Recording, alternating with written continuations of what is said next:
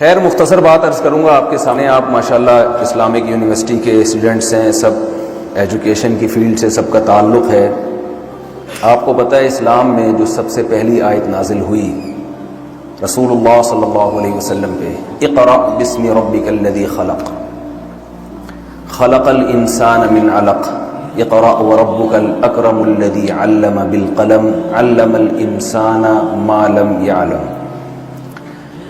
کمال کی بات یہ ہے کہ ہمارے پیغمبر صلی اللہ علیہ وسلم کے ہاتھ مبارک نے کبھی الف کی لکیر بھی نہیں کھینچی. دنیا کو پڑھا کے چلے گئے.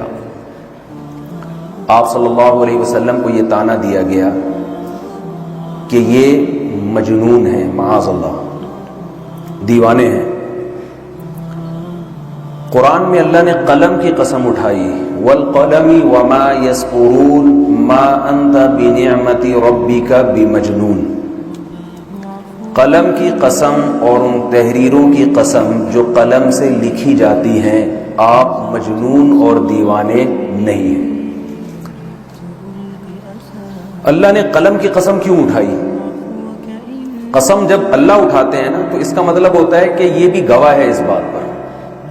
جیسے والشمس وضحاها والقمر اذا تلاها والنهار اذا جلاها والليل اذا يغشاها والسماء وما بناها والارض وما طحاها ونفس وما سواها فالهمها فجورها وتقواها قد افلح من زكاها وقد خاب من دساها. قرآن قسمیں اٹھا رہا ہے سورج کی, زمین کی, آسمان کی, زمین کی, دن کی, رات کی, اور اتنی ساری قسمیں اٹھا کے قرآن کہہ رہا ہے کہ جس نے اپنے آپ کو پاک کر لیا گناہوں سے وہ کامیاب, اور جو اپنے آپ کو گناہوں سے پاک نہ کر سکا وہ برباد. تو یہ قسموں میں مناسبت کیا ہے کہ اللہ قسمیں اٹھا رہے ہیں زمین اور آسمان کی. یعنی اس دنیا کا جو نظام چل رہا ہے نا وہ اختلاف میں چل رہا ہے. دنیا ایک جیسی نہیں ہے. یا تو بلندیوں میں آپ جائیں تو بلندی سے بلندی آپ کو آسمان نظر آئے گا, پستیوں میں جائیں تو زمین ہے, اس سے نیچے تو نہیں جا سکتے نا. اندھیروں میں جائیں تو ایسے ایسے اندھیرے کہ ہاتھ کو ہاتھ سجائی نہ دے. روشنی جب ہوتی ہے تو کس قدر تیز روشنی ہوتی ہے جب سورج بلند ہوتا ہے. تو جیسے اس کائنات کے نظام ایک حالت میں نہیں رہتا تو انسانوں کی بھی دو قسمیں ہیں, ایک طرح کے انسان نہیں ہے. جو لوگ مذہب کو نہیں مانتے, آخرت کے وجود پر یقین نہیں رکھتے, وہ کہتے ہیں انسان سارے ایک جیسے ہیں, اچھے اور برے نہیں ہوتے. آپ کہیں گے بھائی یہ کس قسم کی بات کر دی ہم نے. جو مذہب کو نہیں مانتے وہ بھی کہتے ہیں there are two types of human. انسان کی کتنی قسمیں؟ اچھا بولنا پڑے گا آپ کو. انسان کی کتنی قسمیں؟ کچھ نائس پرسن ہوتے ہیں, کچھ بیڈ ہوتے ہیں, ویری بیڈ. کہتے ہیں نا بہت گندا آدمی ہے, ویری نائس, بہت اچھا آدمی ہے. تو انسان کی انگریزوں کے ہاں کتنی قسمیں ہیں؟ دو, حالانکہ وہ تو آخرت کو نہیں مانتے. تو اس پہ اللہ کو اتنی قسمیں اٹھانے کی کیا ضرورت ہے؟ سورج کی قسم, چاند کی قسم, رات کی قسم, دن کی قسم, آسمان کی قسم, زمین کی قسم. انسان کی دو قسمیں, ایک کامیاب اور ایک ناکام, ایک اچھا اور ایک برا. من زکاہا سے اچھا, من دساہا سے برا مراد. تو اتنی قسمیں اٹھانے کی کیا ضرورت ہے بھائی؟ کل میں کہیں جا رہا تھا تو کسی نے قوالی لگا دی, عزیز میاں قوال کی قوالی. تو میں قوالی سنتا نہیں ہوں لیکن اس کے چند اشعار میں نے سنے. اس میں وہ عزیز میاں قوال نے قسمیں اٹھائیں, اتنی قسمیں, پتہ نہیں کیا کیا, کوہ طور کی قسم, تورات کی قسم, فلانے کی قسم. وہ قوالی ہے پرانے زمانے کی. 20 قسمیں اٹھا کے ہم نے کہا پتہ نہیں کیا جواب آئے گا نا قسم کا. تو درجنوں قسموں کے بعد جواب یہ تھا میں شرابی.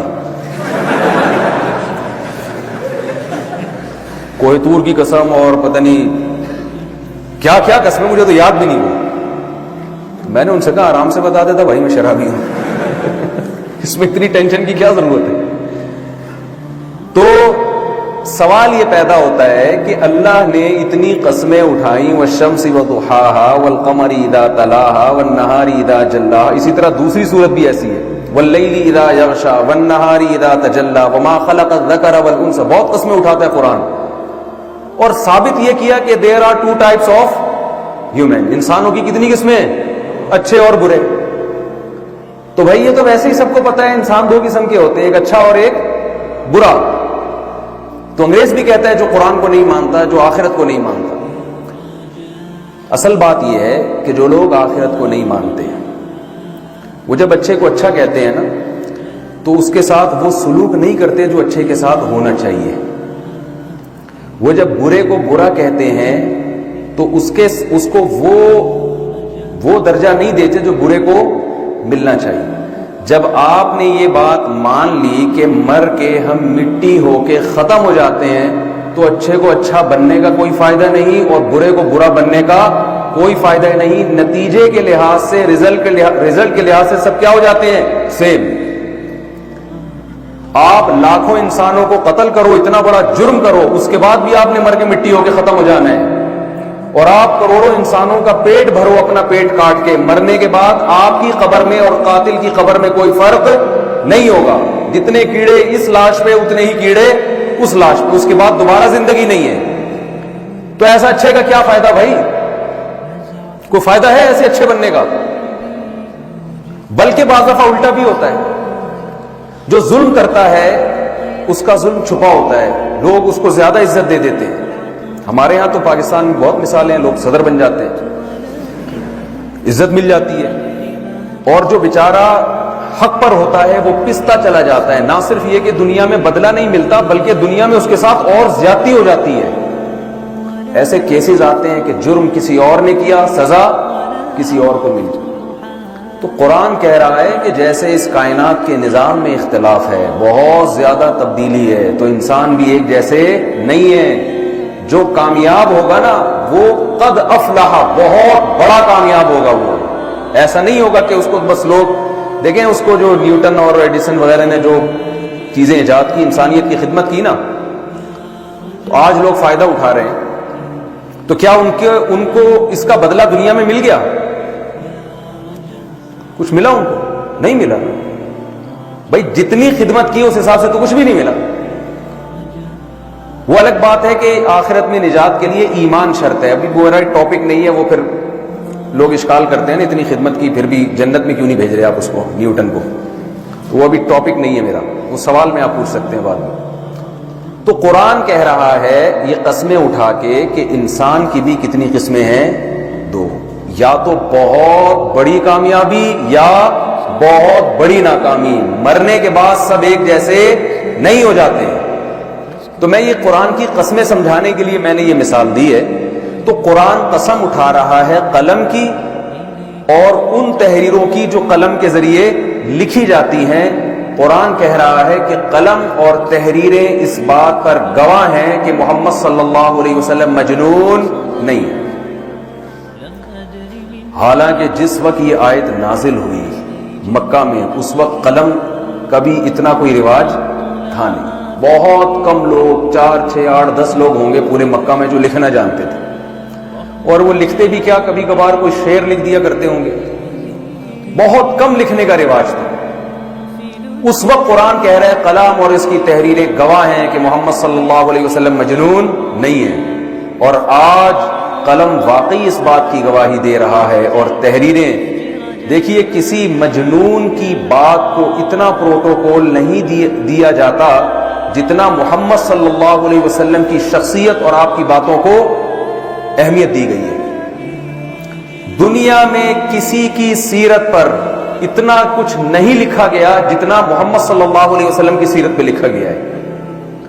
دنیا میں کسی کی بات کو اتنے اہتمام سے نہیں محفوظ کیا گیا جتنے اہتمام سے محمد صلی اللہ علیہ وسلم کی بات. پوری سندیں چلتی ہیں حدیث میں. حدثنی فلان قال حدثنی فلان قال حدثنی فلان کان النبی صلی اللہ علیہ وسلم افلج الثنیتین. اتنی سی بات محدث بیان کر رہے ہیں کہ نبی صلی اللہ علیہ وسلم کی 2 دانتوں کے درمیان خلا تھا. آپ کسی کی شخصیت کو ڈسکس کر رہے ہیں، صرف اس کے دانت کی بناوٹ بیان کر رہے ہیں. آپ آگے اس کے احکامات کیا ہیں، اس نے آرڈر کیا دیے، یہ تو زیادہ اہمیت ہے نا اس کی.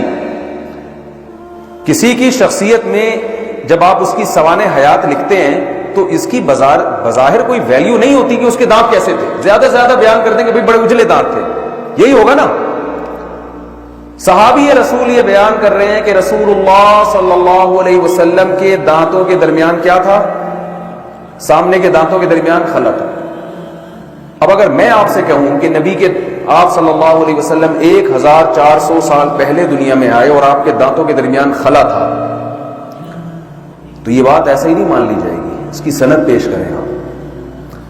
امام ترمذی سند لے کر آتے ہیں، حدثنی فلان، مجھ سے فلاں نے، مجھ سے فلاں نے، مجھ سے فلاں نے، مجھ سے فلاں نے، ان سے فلاں نے، انہوں نے صحابی سے، اور صحابی نے رسول اللہ صلی اللہ علیہ وسلم کے بارے میں یہ بیان کیا۔